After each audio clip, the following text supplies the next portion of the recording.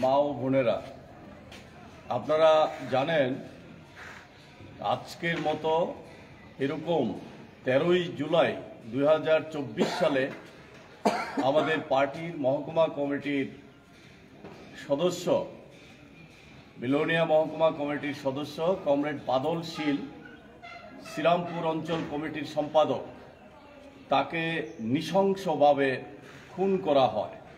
BJP দুর্বৃত্তরা অত্যন্ত পরিকল্পিতভাবে প্রকাশ্যে এই চোত্তাখোলা বাজারে তাকে খুন করেছে।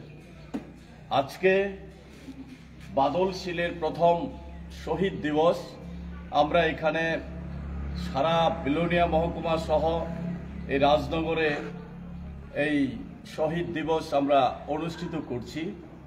আমরা গভীরভাবে শ্রদ্ধা জানাচ্ছি, কমরেড বাদল শীলের প্রতি শ্রদ্ধা জানাচ্ছি এবং তার পরিবার পরিজনদের প্রতি গভীর সমবেদনা জানাচ্ছি।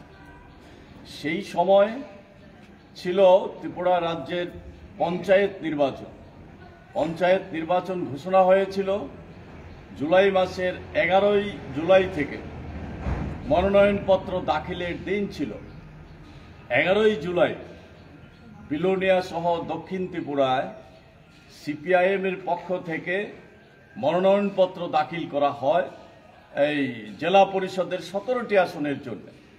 কমরেড বাদল শীল 4 নং আসনে সে প্রার্থী হয়েছিল, মনোনয়ন দাখিল করেন। পরের দিন 12ই জুলাই রাজনগর ব্লকে, রাজনগর পঞ্চায়েত সমিতি এবং গ্রাম পঞ্চায়েতের মনোনয়ন দাখিলের জন্য আমরা যখন রাজনগরে আমার বাড়ি থেকেই সমস্ত তৈরি করে আমাদের প্রার্থীরা, তাদের সমর্থকরা মিলে রওনা হয়েছি, ঠিক এই সময়ে রাজনগরে নেতাজি সুভাষ মিলনায়তনে দুর্বৃত্তরা জমায়েত হয়ে নৃশংসভাবে আমাদের উপর আক্রমণ নামিয়ে আনে।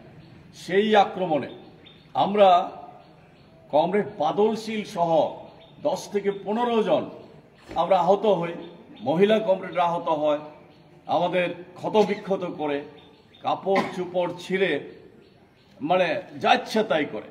আমরা শেষ পর্যন্ত মনোনয়নপত্র দাখিল করতে আসতে পারিনি, রাস্তা অবরোধ করে বসেছিলাম। কমরেড বাদল শীল ছিল পাশে। শেষ পর্যন্ত আমরা মনোনয়নপত্র দাখিল করতে পারিনি। 3টা অবধি পুলিশ আমাদেরকে কোনো সাহায্য করেনি। এই বিজেপির দুর্বৃত্তদের এখান থেকে সরাতে পারেনি, শেষ পর্যন্ত আমরা করতে পারিনি। সেদিনেই ফিরে যায় সকলে। কমরেড বাদল শীল ফিরে যায় চোত্তাখোলাতে তার বাড়িতে, তার বাড়ির প্রয়োজনে বাজারে যায়। সন্ধ্যায় বাজারে যাওয়ার সঙ্গে সঙ্গেই নৃশংসভাবে তাকে এই রাজপথে আক্রমণ করে, দা লাঠি দিয়ে এমনভাবে তাকে আক্রমণ করে মৃত ভেবে তাকে ফেলে রেখে যায়। এই অবস্থায় তাকে প্রথমে চোত্তাখোলা হাসপাতালে নিয়ে যায়। তার মেয়ে খবর পেয়ে এসে, তার সঙ্গে পুলিশরাও পরে এসেছে, নিয়ে সেখান থেকে শান্তিরবাজার জেলা হাসপাতাল থেকে জিবি হাসপাতাল সমস্ত চেষ্টা করা হয়েছে।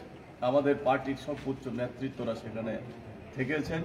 ডাক্তারদের সর্বোচ্চ প্রচেষ্টার পরেও 13ই জুলাই দুপুর 2:30টা নাগাদ তার মৃত্যু হয়। এইভাবে বিজেপির দুর্বৃত্তদের হাতে, খুনিদের হাতে নৃশংসভাবে খুন হয় কমরেড বাদল শীল। আজকে কমরেড বাদল শীলের প্রথম শহীদ দিবস। আমরা দাবি করছি অবিলম্বে এই খুনিদের বিচার করতে হবে, চরম শাস্তি দিতে হবে। এখনো সেই শাস্তি ঘোষণা হয়নি, সেই প্রক্রিয়া চলছে। একই সঙ্গে এই জনবিচ্ছিন্ন যে বিজেপি, সেই সময়ও জনবিচ্ছিন্নতা থেকেই এই আক্রমণ হয়ে, যদি সিপিআইএম পঞ্চায়েত নির্বাচনে প্রার্থীদের জিততে পারবে না, শেষ পর্যন্ত দেখা গেছে বিনা প্রতিদ্বন্দ্বিতা এই 96% আসনে পঞ্চায়েতে জিতেছিল। আর সেই পঞ্চায়েতগুলি এখন দুর্নীতির আখড়াতে পরিণত হয়েছে।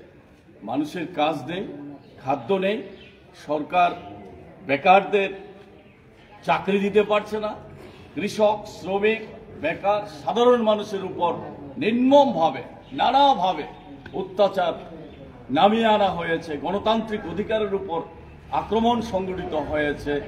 তার বিরুদ্ধে মানুষ এখন ধীরে ধীরে বেরিয়ে আসছে, প্রতিবাদ করছে। আমরা এই বাদলশীলের শহীদান দিবস থেকে আহ্বান রাখছি, এই অত্যাচারের হাত থেকে, অগণতান্ত্রিক বিজেপি পরিচালিত জনবিরোধী সরকারের হাত থেকে ত্রিপুরাকে মুক্ত করার জন্য সমস্ত রাজ্যবাসীর স্বার্থে গণতান্ত্রিক দেশপ্রেমিক মানুষ আপনারা এগিয়ে আসুন।